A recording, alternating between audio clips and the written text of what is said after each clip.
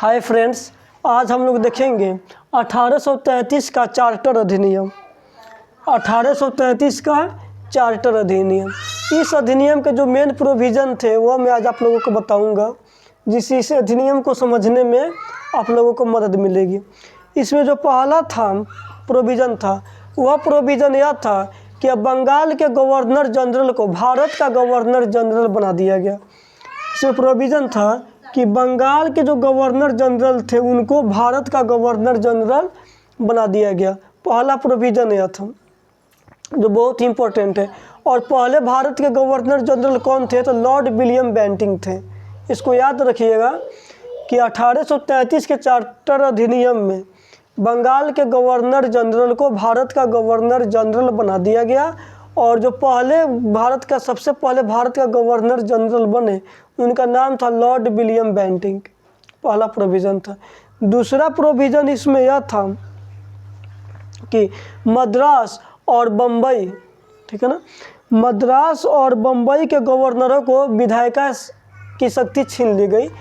मद्रास और बम्बई के गवर्नर को विधायिका संबंधी शक्ति से वंचित कर दिया गया। यह दूसरा प्रोविज़न था। तीसरा प्रोविज़न इसमें यह था कि जो ईस्ट इंडिया कंपनी थी उसकी अब व्यापारिक निकाय की शक्ति उसकी समाप्त कर दी गई। अब ईस्ट इंडिया कंपनी एक व्यापार करने वाली संस्था नहीं थी। इसके द्वारा 1833 के चार्टर एक्ट द्वारा उसको व्यापारिक संस्था हटाकर वो प्रशासनिक संस्था बन गई, ठीक है ना। यानी उसका काम अब प्रशासन देखना था, न कि व्यापार करना। तीसरा मेन प्रोविज़न था।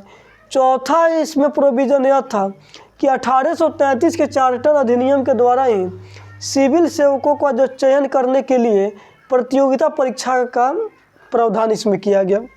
हालांकि बाद में यह प्रावधान लागू नहीं किया गया, ठीक है, लेकिन इसमें यह प्रावधान था।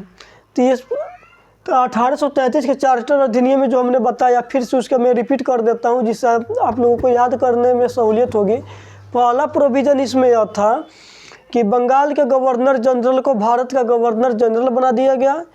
दूसरा प्रोविज़न था कि ईस्ट इंडिया कंपनी के कि व्यापारिक निकाय के रूप में की जाने वाली गतिविधियां समाप्त हो गई। अब वो प्रशासनिक संस्था बन गई। यानी अब ईस्ट इंडिया कंपनी का काम व्यापार करना नहीं था, ईस्ट इंडिया कंपनी का काम अब प्रशासन करना था। यह 1833 के चार्टर अधिनियम में था।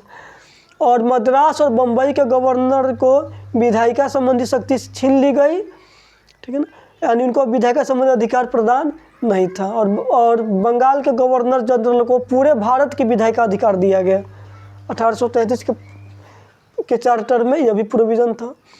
और जो मेन प्रोविज़न था जो चौथा, वह प्रोविज़न यह था कि 1833 के चार्टर अधिनियम में ही सिविल सेवकों के चयन करने के लिए प्रतियोगिता परीक्षा यानी कंपटीशन एग्ज़ाम का शुरुआत हुआ। आज के वीडियो में बस इतना ही। 1833 के चार्टर अधिनियम में हम लोग देखेंगे।